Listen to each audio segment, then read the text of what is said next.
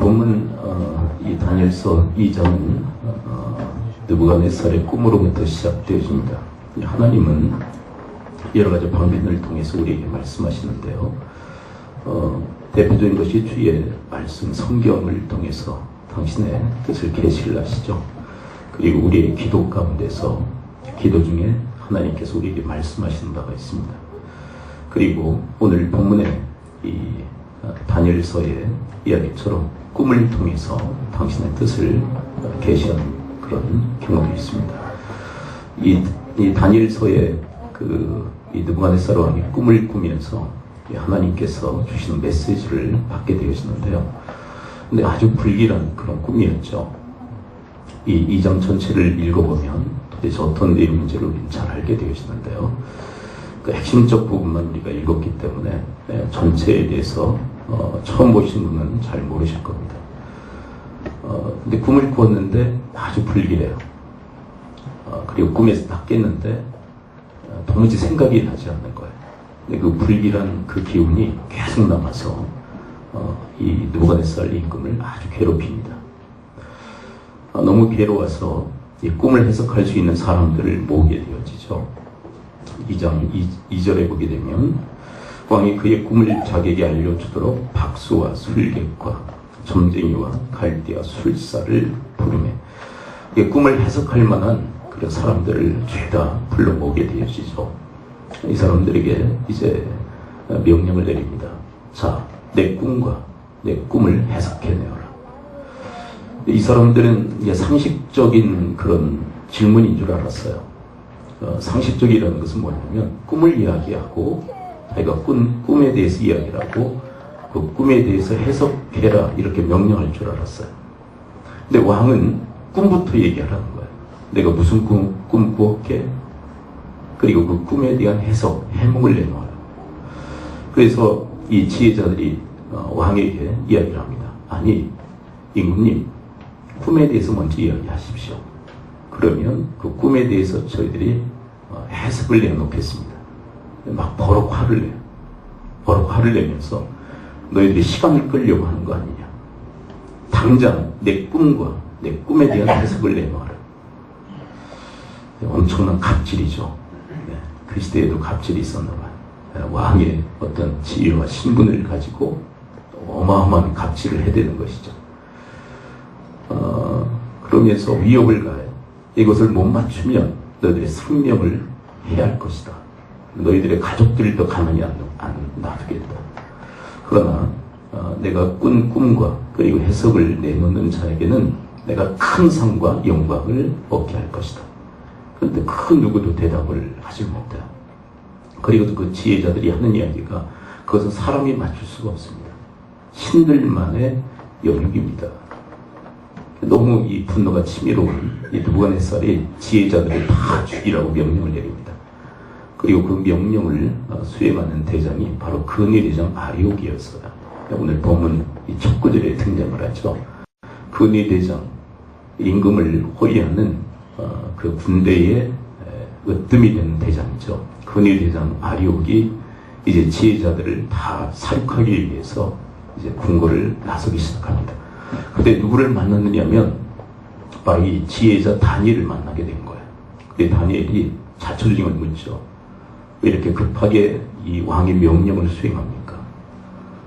이제 자초지종을 다 들어보니까 아하, 그런 문제구나. 그렇다면 저에게 말미를 주십시오. 아마도 하루 정도 말미를 얻었던 것 같아요. 하루 정도. 왜냐하면 왕의 명령이 지금 급하거든요. 많은 시간을 얻을 수 없기 때문에 한 하루 정도, 하룻밤 정도 말미를 얻어서 이제 집에 돌아가 이제 친구들에게 기도를 요청하는 그런 장면이 오늘 본문의 중요한 내용입니다. 자, 그런데 왜 다니엘은 기도하고 또 기도를 요청하는 것일까요? 오늘 본문을 보게 되면 두 가지 중요한 이유가 있다고 이야기를 합니다. 왜 기도하는 것일까요? 자, 오늘 본문 18절을 함께 읽어보도록 할까요? 18절. 자, 본문 18절, 2장 18절. 한 목소리로 함께 읽어봅니다. 시작. 하늘에 계신 하나님이 이 은밀한 일에 대하여 불쌍히 여기사 다니엘과 친구들이 바벨론의 다른 지혜자들과 함께 죽임을 당하지 않게 하시기를 그들로 하여금 구하게 하니라.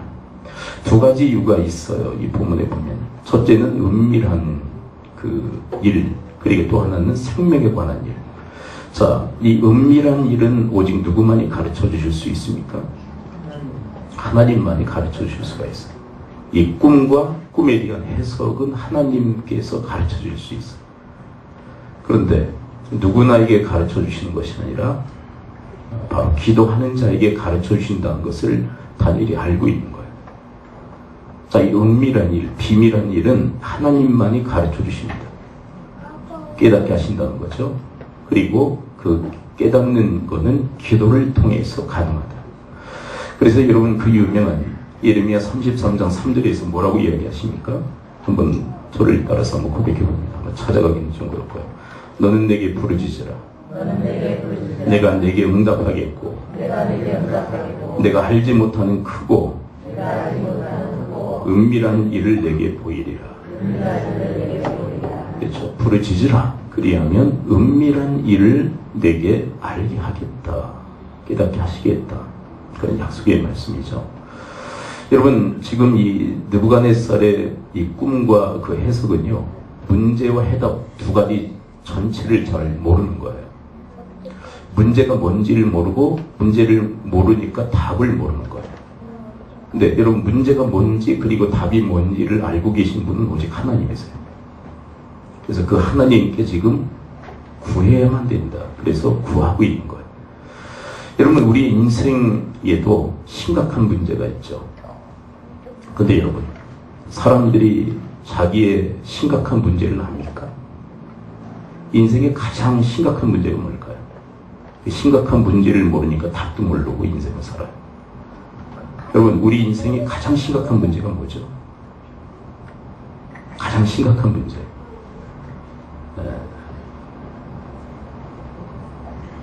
별로 협조할 마음이 없으시는데, 인생의 가장 심각한 문제가 뭐죠? 사람이 이래요. 심각한 문제가 뭔지를 몰라. 그리고 문제가 뭔지 모르니까 답도 모르고 살아요. 이 느부갓네살의 모습은 혹 우리의 모습과 너무 닮아 있다는 거예요. 이게 뭔가 불길하긴 한데 뭐가 문제인지를 모르고 인생을 살아요. 여러분, 우리의 인생의 가장 심각한 문제는 뭐냐면 죄의 문제요, 죄로 인한 죽음의 문제입니다. 근데 이 비밀을 알게 하시는 분은 누구예요? 하나님이세요. 그래서 여러분들이 죄의 문제, 그리고 죄로 인한 이 사망의 문제를 여러분들이 깨달아 알고 있다는 것은 누가 깨달아 알게 하신 겁니까? 하나님이 깨달아 알게 하셨는데, 근데 그 과정에서 나를 위해서 누군가가 뭐 한 것일까요? 누군가가 나를 위해서 기도한 거예요. 누군가. 내가 그것을 깨달아 알 수 있도록. 자, 그런데 인생의 문제가 뭔지를 아니까 해답이 뭔지를 또 알게 되죠. 여러분, 죄의 문제, 사망의 문제를 해결하는 답은 무엇입니까? 예수 그리스도예요. 예수 그리스도. 근데 여러분, 죄와 사망의 문제, 그리고 그 답이 예수라는 것을 깨달아 알게 하신 분은 누구예요? 네, 바로 하나님 아버지, 성령님께서 우리에게 깨달아 알게 하시는 거예요. 근데 그렇게 깨달아 알도록 중간에서 누군가의 뭐가 있었다는 것이에요? 기도가 있었다는 거예요. 기도가. 여러분, 우리가 에베소서 1장을 다루면서 이 사도 바울이 에베소 성도들을 위해서 기도를 해요. 근데 뭐를 중심적으로 기도하느냐면 하나님을 깨달아 알도록, 하나님의 진리의 말씀을 깨달아 알도록 기도를 합니다. 한번 그 장면을 제가 한번 읽어드릴 텐데요. 에베소서 1장 8절과 9절에서 이렇게 이야기합니다. 이는 그가 모든 지혜와 총명을 우리에게 넘치게 하사 그 뜻의 비밀을 우리에게 알리신 것이요. 그리고 17절에서 에베소 성도들을 위해서 사도 바울은 이렇게 기도합니다. 우리 주 예수 그리스도의 하나님, 영광의 아버지께서 지혜와 계시의 영을 너에게 주사 하나님을 알게 하시고. 그러니까 여러분, 하나님을 알게 되는 것은 하나님께서 우리에게 지혜와 총명을 주실 때 그게 가능하다는 거예요. 그래서 사도 바울은 에베소 성도들을 향해서 이 계시의 영과 그리고 이 지혜를 허락해달라고, 그래서 하나님을 깨달아 알도록 기도하고 있는 거예요. 여러분, 누군가 나를 위해서 기도했기에 하나님께서 깨달아 알게 하신 거예요. 여기는 중요한 이 포인트가 있습니다. 여러분, 누군가 여러분들을 위해서 기도해서 여러분들이 인생의 문제가 뭐고 답이 뭔지를 알게 된 거예요. 누군가 여러분들을 위해서. 여러분들이 잘나서 여러분들 스스로가 깨달아진 게 아니에요. 누군가 여러분들을 위해서 기도한 거예요. 나와 여러분들을 위해서 누군가 기도해 준 거예요. 아멘이십니까? 네. 그 다음에 여기에 우리의 책임이 또 따르는 거죠. 그렇다면 여러분들도 누군가를 위해서 기도하실 수 있게 되기를 바랍니다. 누군가를 위해서 기도해야 합니다. 그래야 인생의 문제가 뭔지를, 그리고 그 인생의 문제의 해답이 뭔지를 깨달아 알 수 있는 거예요. 이 비밀을 깨닫기 위해서, 이 비밀, 문제가 뭐고 그리고 해답이 뭔지를 깨닫기 위해서는 기도해야만 되는 거예요. 그래서 기도를 요청하고 기도하고 있는 거예요. 자, 두 번째 이유가 있습니다. 두 번째, 18절.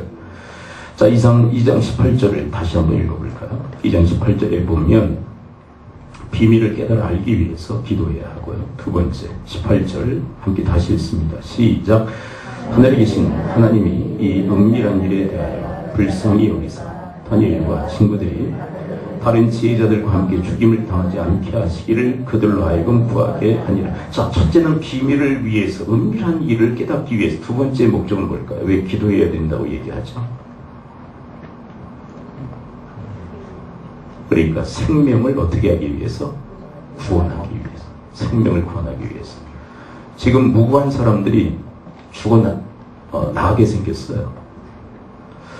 여러분, 지금 이 죽임을 당할 이 지혜자들은 죽을 이유가 있는 겁니까? 억울한 겁니까?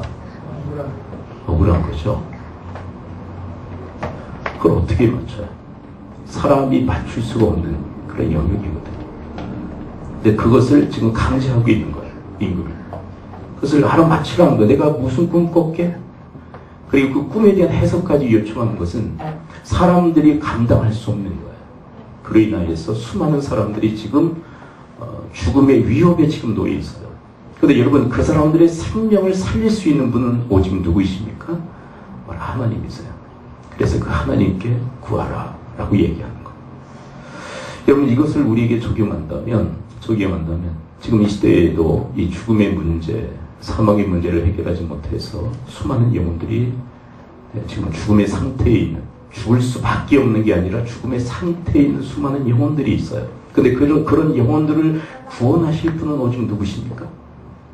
지금 죄로 인해서 사망의 상태에 있는 수많은 영혼들이 있어요. 죽을 수밖에가 아니라 이미 죽어있는 수많은 영혼들이 있어요. 그런데 그 영혼들을 살리실 수 있는 분은 누구십니까? 하나님밖에 안 계시거든요. 근데 그 영혼을 살리기 위해서 우리가 뭐 해야 된다는 거예요? 기도해야 한다. 기도. 그래서 다니엘은 기도하고 기도를 요청하고 있는 거예요. 근데 여러분, 이 시대를 살아나가는 우리는 어때요? 우리는 인생의 문제와 그 해답을 깨닫도록, 그리고 한 생명이 살아나도록 하나님께 간구하는, 구하는 인생을 살아가고 있는 거야. 이 말씀의 거울이 비춰봤을 때 우리는 이 다니엘과 이 세 친구가 기도했던 그 기도의 내용이 없는 그런 인생을 살아가고 있지는 않을까. 그럼 뭘 기도하나?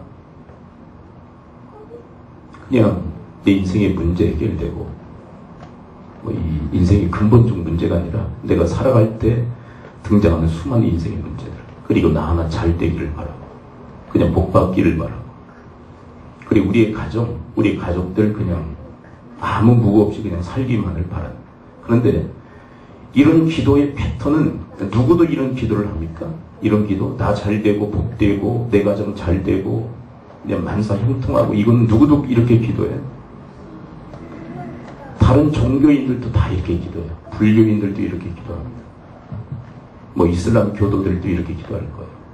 모든 종교는 이런 기도의 패턴을 가지고 있어요. 그런데 하나님께서 우리 기독인들에게 요청하시는 기도는 그 차원을 뛰어넘습니다. 아니, 그런 기도를 해서는 안 된다는 얘기가 아니에요. 내가 잘 되고 복 되고 내 가정이 잘 되기를 바라는 거 하나님께서 질색팔색 하신다 그 얘기가 아니에요. 그런 기도도 해야 되겠죠. 그런데 그 기도의 차원을 뛰어넘기를 원하시는 거예요. 여러분, 여러분들의 인생 속에 기도의 업그레이드, 기도의 성숙이 있을 수 있게 되기를 축원을 드립니다.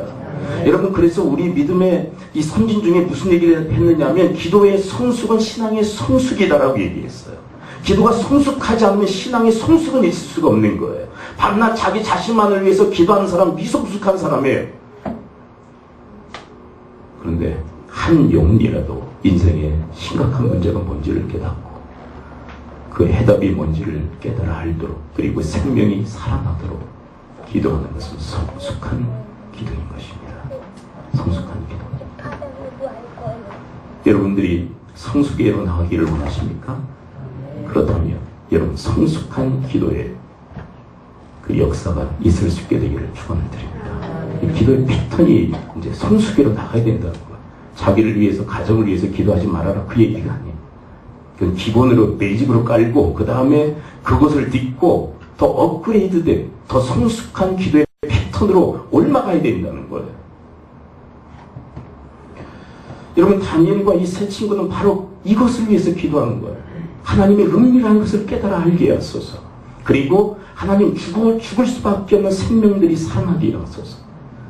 사실은 이 사람들이 이미 죽은 거죠.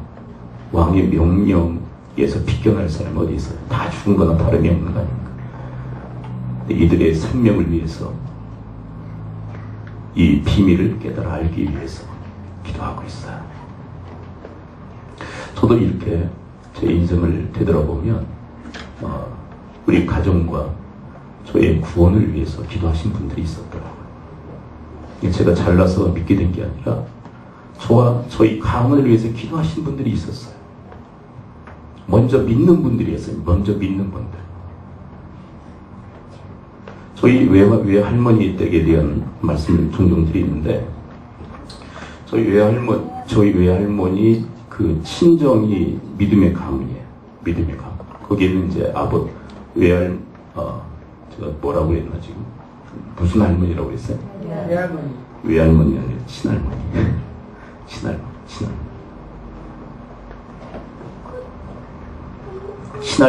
친할머니의 그 친정 쪽이 다 믿음의 가문. 몇 대에 걸쳐서 믿는 가문이에요. 아버님도 장로님. 그리고 우리 교육실에 가면은 그 순교자 연보라고 해서 이렇게 사진들이 있죠. 거기에 그쪽 가문의 순교자의 사진이 있어요. 노영래 씨인가요? 노영래 집사님. 순교자 집안이기도 해요. 저희 가문은요, 전혀 믿지 않는 가문. 저희 가문에 할머니가 시집을 오신 거예요. 근데 오신 다음에 끊임없이 그 할머니의 아버지 되시는 장로님이 저희 가문을 위해서 기도하신 거예요. 그걸 누가 가르쳐 줬느냐? 누가 그 이야기를 했느냐? 그 예성교단의 그 부흥사 중에 노태철 목사님이라는 분이 계세요. 노태철 목사님. 아시는 분도 계시고, 모르시는 분도 계시고. 근데 그분이 그쪽 가문 출신이거든요. 근데 그분이 하는 얘기예요.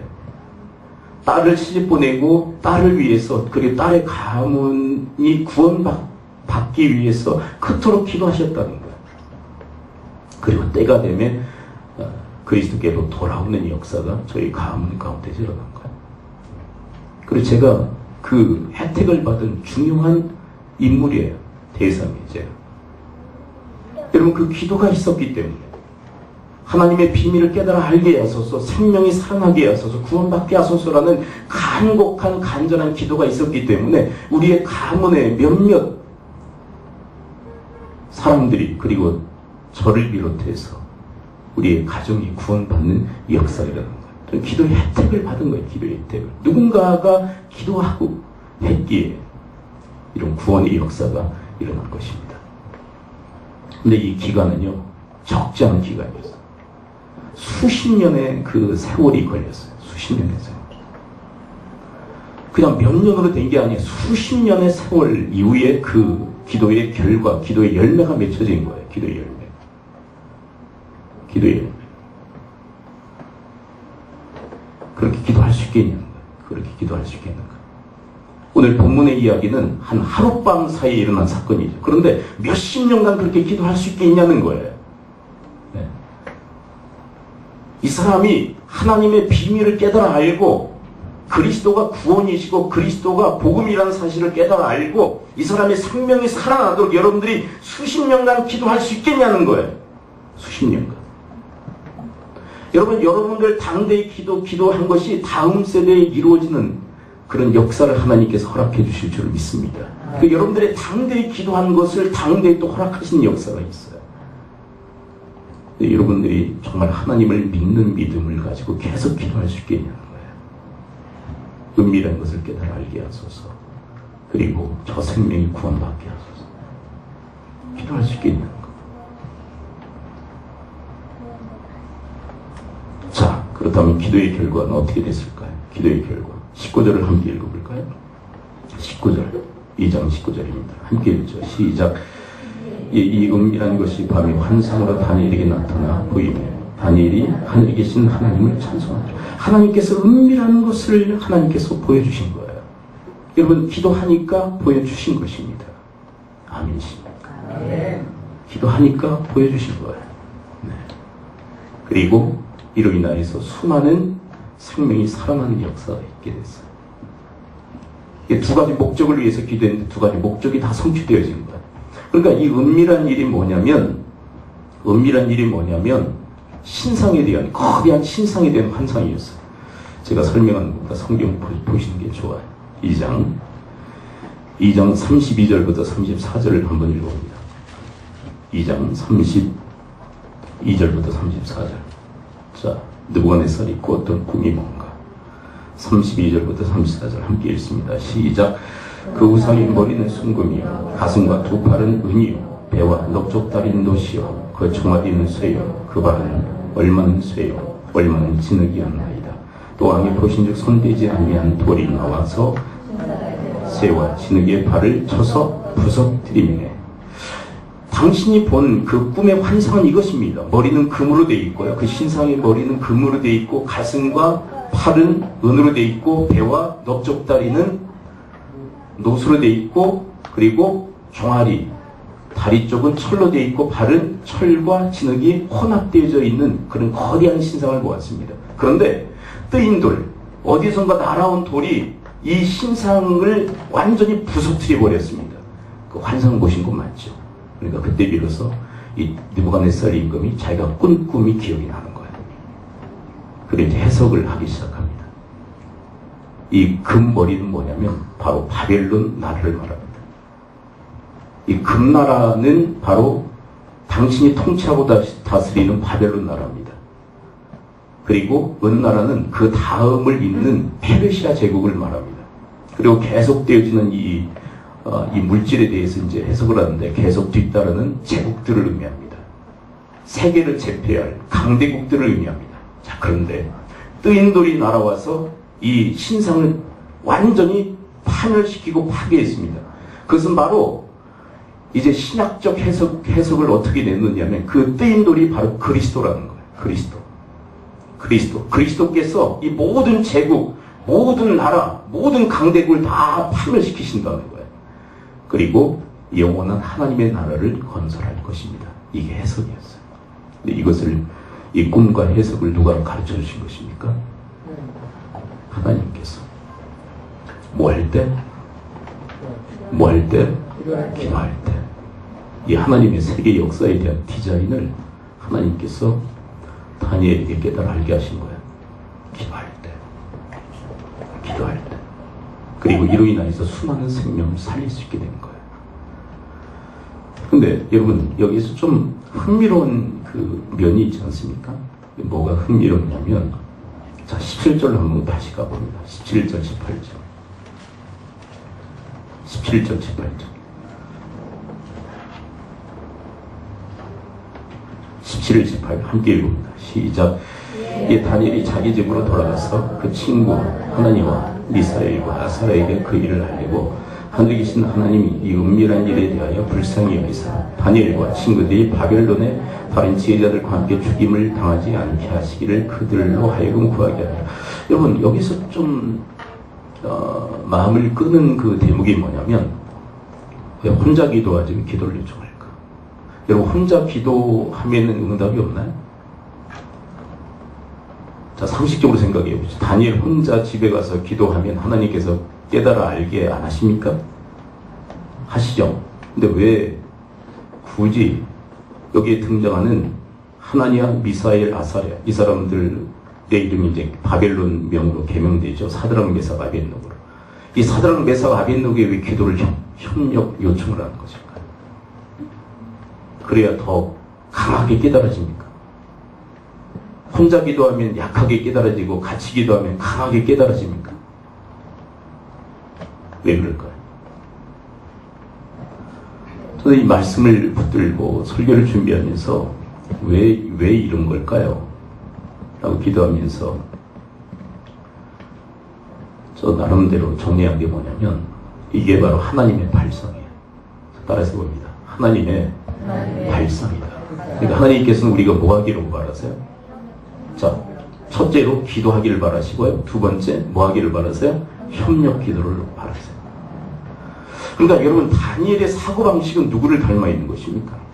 하나님을 닮아 있는 거예요. 기도하기를 하나님이 바라시게 기도하고, 그리고 협력 기도하기를 바라시니까 협력 기도를 요청하고 있는 거예요. 다른 이유가 아니에요. 같이 협력 기도를 하면 더 막 명확히 깨달아지고, 혼자 기도하면 그 명확함이 흐려지고, 그게 아니에요. 하나님께서 그 생각하신 대로 이 다니엘이 지금 생각하고 있는 거예요. 자, 예를 한번 들어보면, 여러분, 겟세마네 산상에서 예수 그리스도께서 십자가를 앞에 놓고 기도하시죠. 십자가를 앞에 놓고 예수님은 어떤 말씀을 하세요? 뭐 해야 되겠다? 기도해야 되겠다. 근데 혼자 기도해야 되겠다 생각하십니까? 같이 기도해야 된다고 생각하십니까? 같이. 그래서 누구를 측근에 초대합니까? 세 사람 특별히. 베드로, 요한, 야고보를 초대해서 나를 위해서, 너희들을 위해서 기도해라 라고 요청하세요. 기도에 협력을 요청하세요. 혼자 기도하시면 안 되나요? 혼자 기도하시면 안 되나요? 그리고 결국은 혼자 기도하셨잖아요. 혼자 기도하시면 안 돼요? 근데 예수님의 발상은 뭐예요? 기도해야 돼요. 그래서 일평생의 삶이 기도의 삶이었어요. 그리고 그 중요한 시점에 뭘 요청합니까? 기도의 협력을 요청하는 거예요. 왜요? 예수님의 발상 자체가 그래요. 그 하나님과 예수 그리스도의 그 발상을 닮아 있는 자가 바로 다니엘인 거예요. 여러분, 이것이 바로 영적 성숙함이고 영적인 사람의 독특성이라고 말할 수 있어요. 여러분, 영적인 사람은 기도하는 사람이고 다른 사람에게도 기도의 협력을 구하는 사람이에요. 이 사람이 정확히 하나님의 발상을 닮아 있는 사람이에요. 그리고 겟세마네 산상에서의 그 세 제자를 비롯한 모든 제자에게 나타난 현상이 뭡니까? 기도해야 된다는 생각 자체가 아니에요. 기도의 협력을 구했던 그 세 사람조차도 기도하지 않습니다. 이게 무슨 얘기냐면 그들은 전혀 주님의 발상과 매치되지 않고 있다는 거예요. 기도하지 않는다는 것은 주님과 동일한 생각을 갖고 있지 않다는 거예요. 그들은 어떻게 생각했을까요?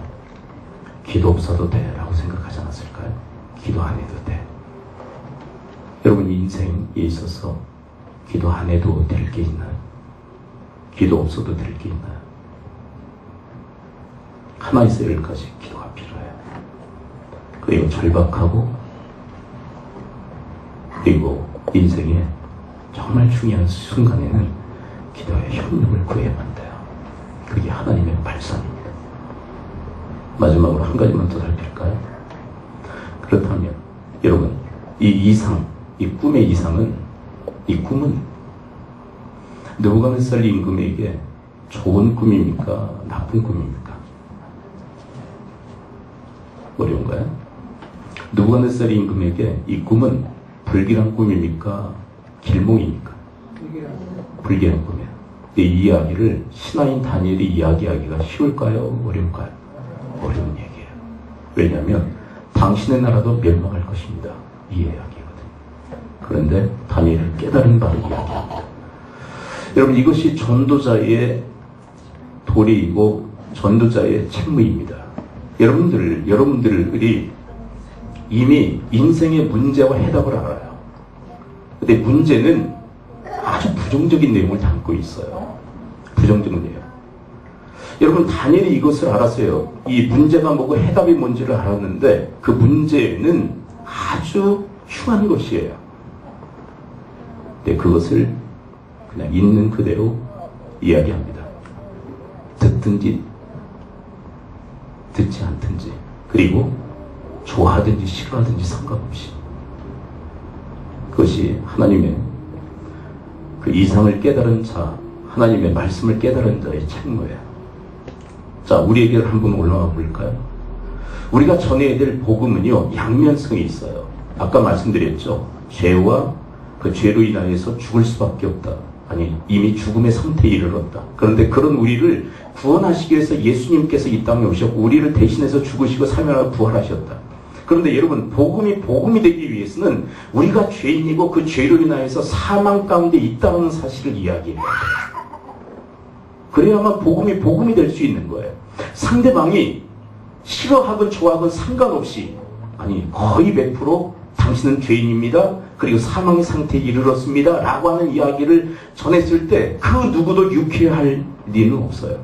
그럼에도 불구하고 다니엘처럼 우리가 이미 깨달은 그 복음, 죄와 사망에 대한 이야기를 말해야만 돼요.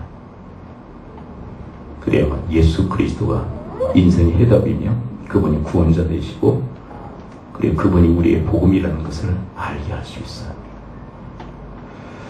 여러분, 지금 우리 이 지상에 퍼져 있는 그 복음은 뭐냐면 값싼 복음. 죄와 사망은 가리고 복음만을 드러내려고 하는 비정상적 복음이 지금 횡행하고 있습니다. 한국교회, 그리고 전 세계적으로. 왜냐하면 상대방이 듣기 싫어하니까 그건 빼는 거예요. 죄, 사망 이야기는 뺍니다. 그리고 그리스도만을 얘기하려고 그래요. 근데 여러분, 죄와 사망 이야기를 빼니까 복음 대신 그리스도 예수의 의미와 가치가 상실되어지는 거예요. 그리스도가 무슨 의미냐는 거예요. 그리스도가 나와 무슨 상관이 있냐는 거예요. 여러분, 죄와 사망의 부분을 빼버리면, 인생의 문제를 빼버리면 답이신 예수 그리스도가 왜 답인지를 알지 못하게 되는 오리에 빠지게 되는 거예요. 그래서 우리는 다니엘처럼 상대방이 싫어하건 좋아하건 상관없이 우리가 이미 깨달은 인생의 문제와 그리고 해답이신 예수 그리스도를 함께 전해야만 됩니다. 이것이 이 시대를 살아나가는 우리를 향하신 이 본문을 통해서 주시는 하나님의 메시지이기도 해요. 이제 말씀을 정리하도록 합니다.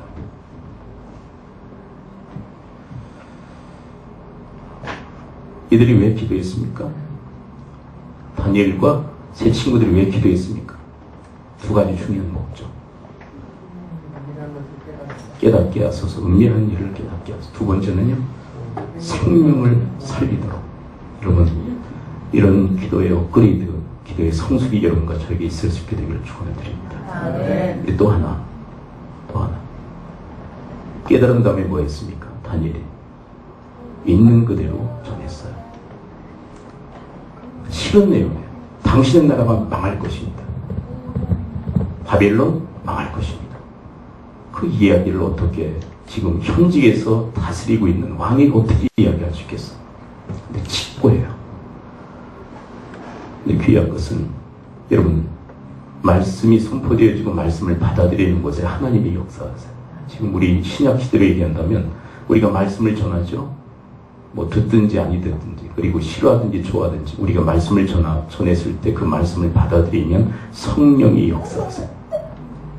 성령 세례를 허락하시고 그 사람이 영혼을 구원하시는 은총을 허락하십니다.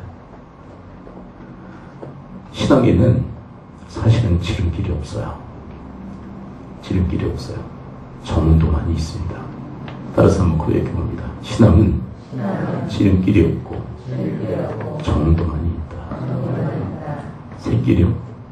그건 구원의 길이 아니에요. 지름길이요? 구원의 길이 아니에요. 정도만 있습니다. 기도하죠. 이 시간 우리 함께 기도할 때 말씀으로 기도하기로 합니다. 하나님의 그 비밀을 깨달아 알도록 그리고